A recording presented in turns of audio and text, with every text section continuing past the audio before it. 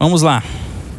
Na semana passada, nós começamos aqui, o pastor Vanderlei iniciou aqui, uma sequência de mensagens que nós vamos estar falando sobre o livro Uma Vida com Propósito.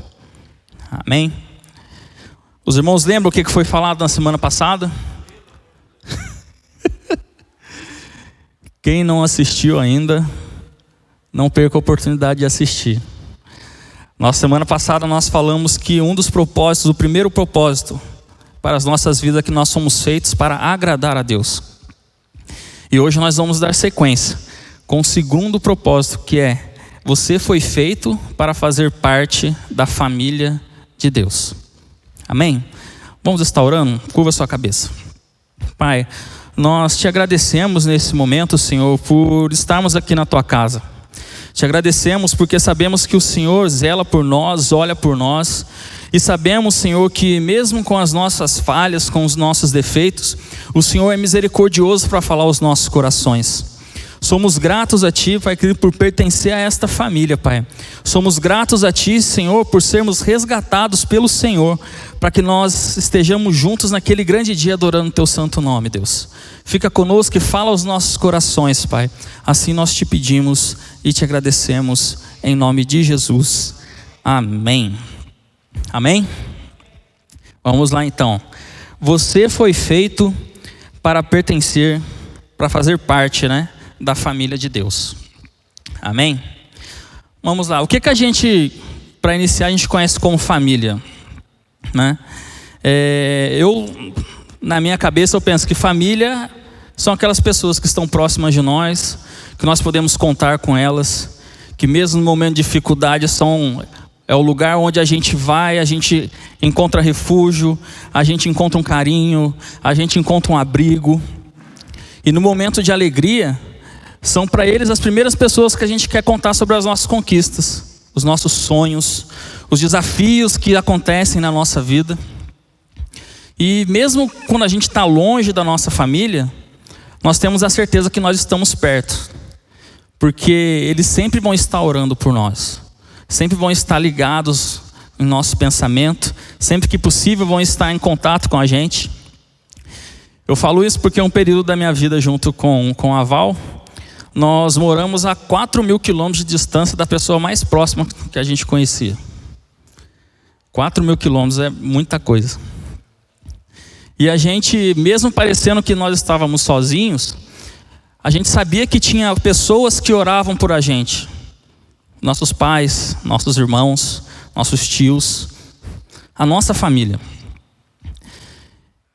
E na vida espiritual ela não é diferente.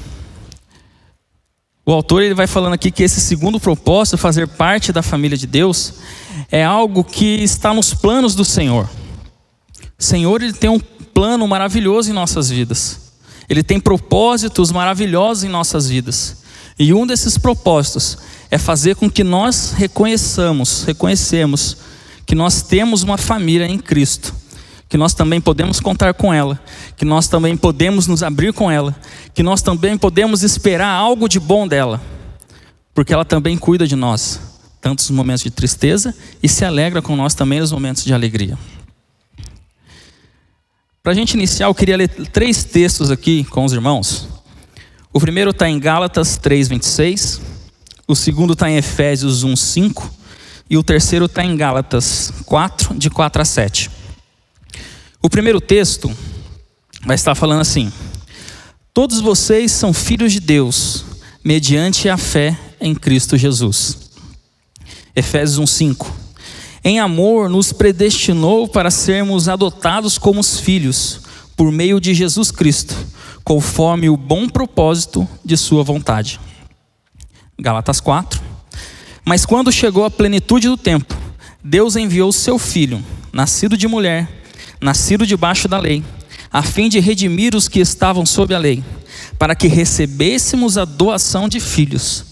E porque vocês são filhos, Deus enviou o Espírito de seu Filho aos seus corações, o qual clama: Abba, Pai.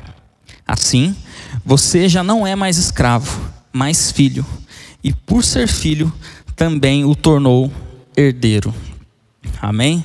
Nós somos partes da família de Deus. Deus ele nos tornou seu filho. Aqui no livro, Rick Warren ele vai falando que, e é algo verdadeiro, que a palavra de Deus ela vai nos orientando sobre isso, que além de Deus ter nos chamado para fazer parte de sua família, ainda há um pequeno detalhe. Nós temos que aceitar o sacrifício de Jesus por nós. Esse é o único detalhe que é necessário para que a gente entre e pertença à família de Deus. Quando nós lemos lá em Gálatas, no capítulo 4, que a gente acabou de ler, vai falando que quando chegou a plenitude dos tempos, ou seja, no momento exato, no momento certo, onde já estava tudo preparado para a vinda de Cristo, Deus ele pega e nos torna filhos através de Jesus. Por isso a necessidade de nós aceitarmos e crermos no sacrifício que ele fez na cruz. Por isso a necessidade de nós dizermos ao Senhor: Senhor, eu aceito o seu sacrifício, eu confio naquilo que o Senhor disse que eu sou, e eu confio que eu faço parte da sua família, porque eu aceito aquilo que seu filho fez por mim. Então é importante nós entendermos isso, para nós cumprirmos esse propósito que nos foi dado, de sermos família, de estarmos em família, de estarmos compartilhando coisas, aceitarmos aquilo que Cristo ele fez por nós. Em João 1,12 vai dizendo: contudo, aos que receberam, aos que creram em seu nome, deu-lhes o direito de se tornarem filhos de Deus. Ou seja, nos tornamos filhos de Deus, reconhecendo aquilo que Jesus fez por nós. Mas o que é mais interessante para a gente parar um pouco e analisar, nós aceitamos o que Cristo fez por nós, nós nos tornamos família de Deus, mas existe uma responsabilidade por trás disso. Poxa, simplesmente eu sou família de Deus e a partir de agora eu sei que Deus cuida de mim, quando eu precisar de alguém vai cuidar de mim, amém. Mas isso traz também algumas responsabilidades. E essas responsabilidades, elas têm que fazer parte da nossa vida como cristão. E aí eu trago algo interessante para a gente. Como a gente vai cultivar a família que Deus nos deu? A nossa família de casa, a nossa família de sangue, a gente faz um agrado aqui, a gente faz um agrado ali. Nós ouvimos, nós dedicamos tempo, nós participamos de sua vida. Nós ouvimos coisas que muitas vezes não ouviríamos fora de casa, mas ali nós ouvimos aquilo que aquela pessoa tem para falar, aquilo que aquela pessoa tem para desabafar. E na família de Deus é a mesma coisa. E o principal aspecto que nós temos que demonstrar é o amor que nós podemos sentir uns pelos outros. Então devemos demonstrar o nosso amor uns pelos outros. Em Mateus 22, versículos de 37 a 39 vai dizendo: respondeu Jesus: ame o Senhor, o seu Deus, de todo o seu coração, de toda a sua alma e de todo o seu entendimento. Este é o primeiro e maior mandamento. E o segundo é semelhante a esse: ame o seu próximo como a si mesmo. Qual a semelhança dessas palavras que Jesus disse para isso que nós estamos vendo aqui? Essa sequência de propósitos que nós estamos vendo aqui. O primeiro que Jesus disse: ame a Deus em primeiro lugar, acima de todas as coisas. O primeiro propósito que foi nos dado foi que nós somos feitos para agradar a Deus. E agradando a Deus, nós os amamos e demonstramos o nosso amor por Ele. E o segundo propósito que o autor ele vem trazendo aqui é que nós sejamos família. E a família ela tem que o quê? Amar um ao outro. Então nós temos que amar o nosso próximo. Então através dessa palavra nós cumprimos esse mandamento de Deus. Quando nós aceitamos que nós somos família, quando nós aceitamos que é nosso dever e nossa responsabilidade cultivar essa relação, nós temos que ter a ideia de que nós temos que amar ao nosso próximo. E através desse amor, nós somos reconhecidos como os filhos de Deus. É interessante quando a gente olha assim, uma pessoa ajudando a outra em qualquer lugar que seja. A gente acha isso bacana, a gente acha isso bonito. Um gesto de amor, um gesto de bondade. Mas nós também devemos exercer dessa maneira. Algumas semanas atrás, quando a gente estava no sopão, a gente parou o carro no local. Daí tinha um pessoal da Guarda Civil, ele veio e falou pra gente: ó, pessoal, se der para vocês não colocarem um carro aqui, colocarem um carro ali do lado ali, porque aqui esse horário é complicado, deixar o carro aqui, vai que acontece alguma emergência, a gente precisa entrar e tal. Eu falei: não, beleza.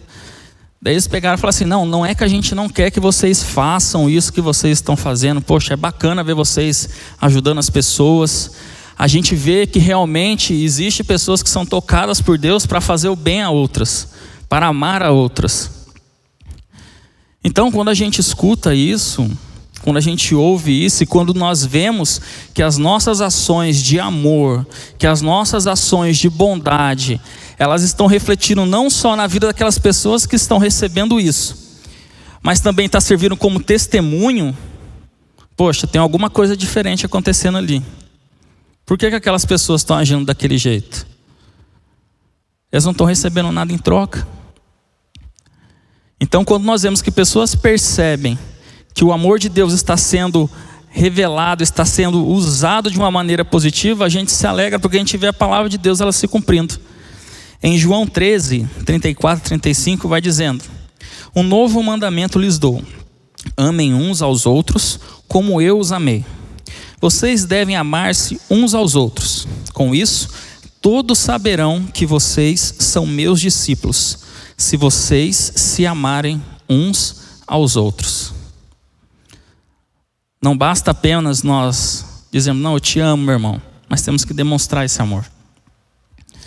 O nosso amor ele tem que ser tão grande e tão forte para a nossa família em Cristo, que as pessoas que estão ao nosso redor, elas vão perceber isso. E é importante que elas percebam isso, porque isso serve de testemunho para aquilo que Deus faz, para aquilo que Cristo faz na vida das pessoas. Paulo ele vai nos orientar que existe uma coisa que tem que ser o nosso alvo.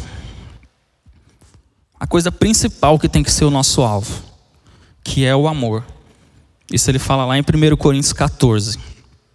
Que o amor, ele tem que ser o nosso principal alvo. Quando nós fazemos do amor o nosso principal alvo, a satisfação em ver pessoas sendo tocadas, a satisfação em ver pessoas sendo ministradas pelo Espírito Santo, é algo tão grande, irmãos, que é melhor do que a gente receber algo em troca. A palavra fala que é melhor a gente dar do que receber. Mas o que a gente pode dar? A gente pode dar amor, a gente pode dar carinho, nós podemos levar compaixão, nós podemos levar uma palavra, nós podemos levar tantas coisas para as pessoas, que às vezes a gente fica tão amarrado: poxa, eu não sei o que eu posso oferecer. Meu irmão, só de você oferecer um ouvido amigo, isso já pode transformar a vida de uma pessoa. Só de você estar parado ali e começar a ouvir aquela pessoa falar, começar a ouvir aquela pessoa, talvez ela está cheia, mas ela precisa falar alguma coisa. Ela precisa desabafar. E com isso, ele vai continuando falando que, lá em 1 Coríntios 3, 13, 3, ainda que eu dê aos pobres tudo o que possuo, e entregue meu corpo para ser queimado, se não tiver amor, nada disso me valerá. É o amor que nos move. É o amor pelo próximo que vai nos fazer alcançar mais e mais pessoas, que vai nos fazer tornar cada vez mais família de Deus. E como eu disse, a melhor forma da gente demonstrar esse amor, talvez não seja com presente, talvez não seja monetariamente. Às vezes a gente pensa, né? Poxa, o irmão fala tanto que me ama, mas, né? Querendo um celular novo, tô querendo, um carro novo, né? Mas qual é o maior bem que nós temos? Vocês conseguem imaginar qual é o maior bem que nós temos? Todo mundo está imaginando, mas se quiser falar também pode falar. O maior bem que nós temos é o nosso tempo. Quem já viu aquele filme O Preço do Amanhã? O dinheiro não tem valor nenhum ali naquele filme. A pessoa acorda em uma determinada idade, não lembro a idade, não sei, acho que é 27 anos, alguma coisa assim, e ela tem um tempo determinado ali para a sua vida. E conforme o tempo vai passando, o tempo dele vai esgotando, é um cronômetro, né? Vai esgotando, vai esgotando, vai esgotando. Aquela pessoa trabalha não para conseguir dinheiro, mas para ganhar tempo de vida. Se a pessoa quer comer, necessita de alguma coisa, ela doa o tempo da vida dela para poder adquirir aquilo. É interessante que eu vi até uma hora do filme que o rapaz ele sai tomando café, comendo alguma coisa, o pessoal, não, você não vai parar para comer não. Se eu parar para comer é menos tempo que eu tenho de viver, então eu vou comendo e vou andando e fazendo o que eu tenho que fazer. E se a gente parar e pensar, a nossa vida é do mesmo jeito. O que nós temos de mais precioso é o nosso tempo. Porque o tempo que nós doamos ao outro, esse tempo ele não volta para trás. Nós vivemos num mundo tão atarefado, numa vida tão corrida, que muitas das vezes a gente não tem tempo para ouvir nem os nossos próprios pensamentos. É uma correria aqui, é uma correria ali. E quando nós paramos e ouvimos o que um irmão tem para falar, o que uma irmã tem para falar, quando nós paramos e dedicamos tempo em amor a alguém, nós dedicamos aquilo que nós temos de maior valor de nossas vidas. Por isso, invista o tempo em seus relacionamentos. Invista o tempo que você tem num relacionamento com as pessoas que estão sentadas aí do seu lado, com as pessoas que talvez não estão sentadas do seu lado, mas que precisam de alguém para estar ao seu lado, para ajudar na caminhada. Quando nós investimos o nosso tempo, quando nós doamos o nosso tempo, nós agimos conforme a orientação do nosso Deus. Que vai dizendo em 1 João 3,18: Filhinhos, não amemos de palavra nem de boca, mas em ação e em verdade.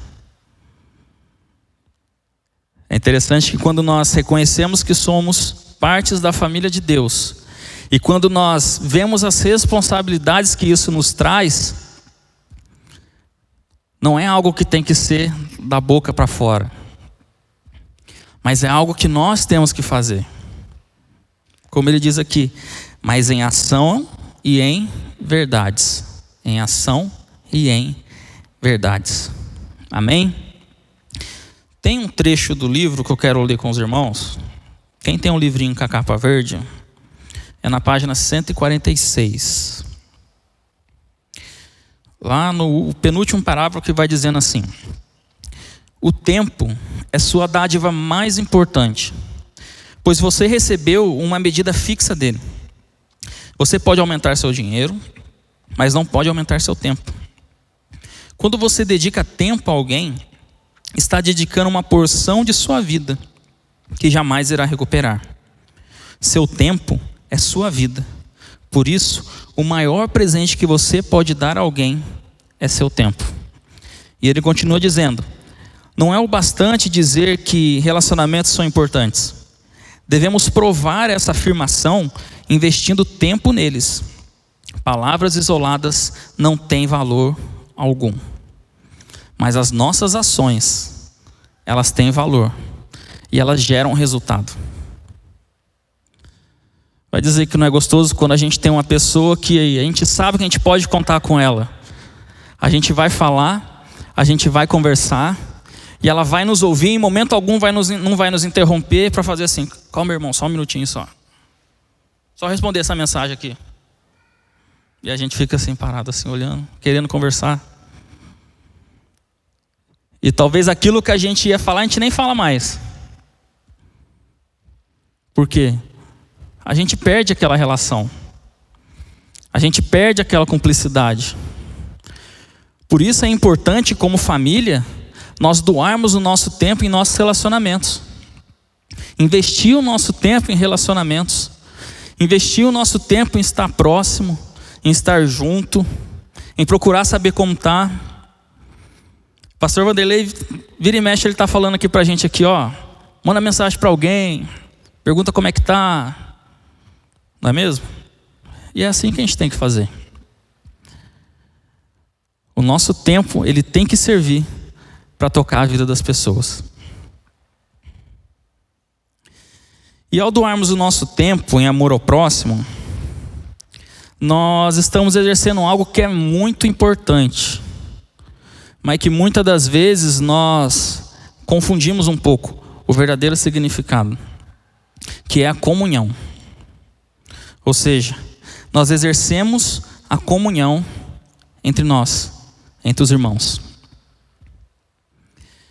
E a comunhão entre os irmãos, ela é algo fundamental para se estabelecer relacionamentos. Comunhão não é simplesmente, acabou o culto, vamos comer um lanche, vamos comer uma pizza. Isso aí é se juntar para comer. Comunhão é participar. Comunhão é falar, quero conversar com você, como é que está a sua vida. Vamos tomar um café junto? Vamos, mas eu quero saber como é que você está vivendo. Quero saber a novidade. Isso é verdadeira comunhão. Verdadeira comunhão é compartilhar a palavra. Olha, essa semana eu estava lendo aqui a palavra de Deus, cara, e ela tocou no meu coração de uma maneira tão grande, que eu quero compartilhar com você. Isso é comunhão. Isso é estar próximo. Aquilo que eu quero para mim, eu quero para o meu irmão. Então eu quero estar junto com ele. Eu quero partilhar com ele. E quero que ele partilhe da vida dele comigo também. Eu peguei aqui o significado da palavra comunhão. Ela vem do grego koinonia, que quer dizer companheirismo, participação, compartilhamento e contribuição com o próximo. Ou seja, comunhão é muito mais do que aquilo que nós pensamos ou então já fizemos. Comunhão verdadeiramente é participar da vida, é estar ativo na vida. É vida falando na vida. Isso é comunhão. E quando nós dedicamos o nosso tempo, quando nós partilhamos o nosso tempo, quando nós demonstramos o nosso amor, nós exercemos comunhão uns com os outros. E uma família nada mais é do que isso. Estar ligados em comunhão, em amor, em perseverança. Em Atos 2:42, nós vemos ali os discípulos ali de Jesus, que eles dedicavam ao ensino dos apóstolos e à comunhão, e ao partir do pão e às orações. Além deles se dedicar ao ensino, eles se dedicavam à comunhão. Vê que depois ele fala ao partir do pão e as orações. Eles não se juntavam apenas para, vamos ensinar, depois a gente se junta ali, tal, não. É a comunhão. É reconhecer verdadeiramente o que um ali, a necessidade do outro. A comunhão, ela nos faz reconhecer a necessidade do outro. E é isso que nós temos que fazer.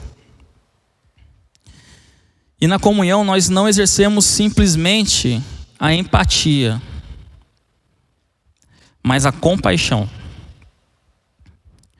E existe uma diferença muito grande entre empatia e compaixão. Empatia é uma palavra muito bacana que a gente usa demais hoje em dia. Ela acho que nos últimos anos aí é uma das palavras que mais tem sido usadas. Nós temos que ser empáticos, temos que ter empatia pelas pessoas, nós temos que se colocar no lugar do outro. Mas Jesus, ele nos ensina que além de termos empatia, nós temos que ter compaixão, que é algo mais forte do que empatia. Compaixão verdadeiramente é compartilhar de algo. É compartilhar algo daquela pessoa. Se aquela pessoa está sofrendo, eu compartilho daquele sofrimento com ela. Eu divido aquela carga, aquele peso daquele problema que ela está resolvendo, eu divido comigo. Porque eu estou tendo compaixão daquela pessoa que está no meu lado. Eu gosto daquela passagem que o leproso ele chega para Jesus, se ajoelha para ele e ele fala: Senhor, se o Senhor quiser, o Senhor pode me curar.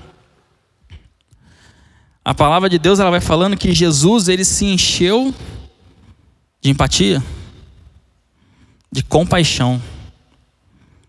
E a primeira coisa que Jesus fez foi tocar naquele leproso.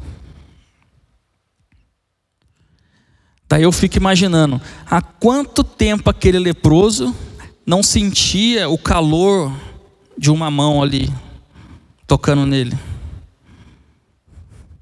Há quanto tempo aquele leproso, ele se sentiu isolado? Talvez as pessoas até entendiam a situação dele, mas ninguém chegava perto. Ninguém dedicava tempo ali para ele. Mas Jesus ele nos ensina que a compaixão, de sentir a dor, de compartilhar a dor, ela é maior do que qualquer outra coisa. E após Jesus se encher de compaixão, ele curou o leproso. E isso é muito interessante, irmãos. Como está em Colossenses 3,12. Portanto, como povo escolhido de Deus, santo e amado, revistam-se de profunda compaixão, bondade, humildade, mansidão e paciência. Revistam-se de profunda compaixão. A compaixão nos faz entendermos aquele que está ao nosso lado. A compaixão nos faz compartilhar todo o momento que aquela pessoa está sentindo. Nos faz estarmos como família. Talvez nossos irmãos de sangue, nossos pais, filhos, nós sentimos a dor deles porque eles estão ali próximos de nós e nós muitas das vezes queremos ajudar. Mas na família de Deus é exatamente isso que nós temos que fazer: sentir, compartilhar, estar junto. Isso é fazer parte da família de Deus. E para encerrar, o Evangelho de Deus ele não é algo individual. O Evangelho do Senhor ele não é algo que é para mim. Eu estou bem, eu estou tranquilo aqui sozinho, eu estou cultuando a Deus aqui na minha casa, Deus conhece meu coração. Nós somos feitos para estar um ao lado do outro. Nós somos feitos para ser irmãos um do outro. E eu vejo que a palavra de Deus, quando Jesus ele ensina aqueles que estão ao seu redor a orar, lá em Mateus, ele pega e ele fala assim, que quando você for orar, você entra no seu quarto, fecha a sua porta, e você ora da seguinte maneira: Pai nosso, que estás no céu, santificado seja o teu nome. Eu acho bacana que ele não fala meu Pai, que estás no céu. Ele não fala meu único Senhor, que é meu, exclusivamente meu, que está no céu. Ele não fala meu Pai e Senhor dos que estão ao meu redor, que estás no céu. Ele fala Pai nosso, que estás no céu. Nós somos família de Deus. Nós somos irmãos em Cristo. E o próprio Jesus, ele nos garantiu isso ao nos ensinar: Pai nosso que estás no céu. Então creia nessa noite que você faz parte da família de Deus. Nós fazemos parte da família de Deus. Nós somos irmãos em Cristo. E nós podemos contar um com o outro. Porque o que nos move é o amor. O nosso alvo é o amor. E Jesus, ele nos orienta a isso. Eu sei que se eu chegar aqui na igreja meio triste, meio cabisbaixo, o Oswaldo ele vai virar para mim e vai falar assim: Bruno, está acontecendo alguma coisa? Você está meio diferente hoje?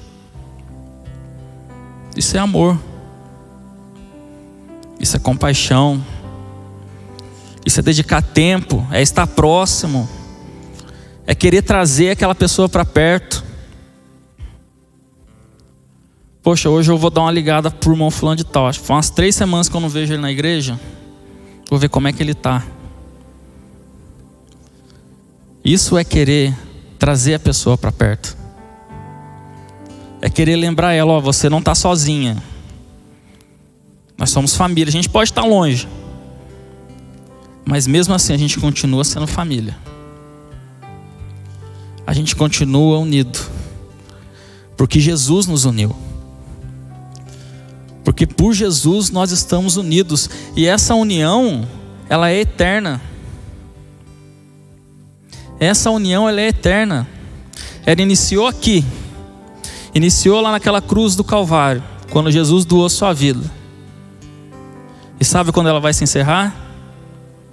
Nunca. Porque quando Jesus voltar, nós todos juntos iremos adorar o nome do nosso Deus. Iremos dizer que Ele é o nosso Pai. Nós iremos dizer que Ele é o nosso Senhor. E nós iremos contemplar e falar: realmente, o Senhor é o nosso Pai que estás no céu. E verdadeiramente santificado é o seu nome. E nós cremos que Jesus, em todo momento, Ele está e estará conosco. Porque nós somos família de Deus. Amém? Vamos colocar em pé.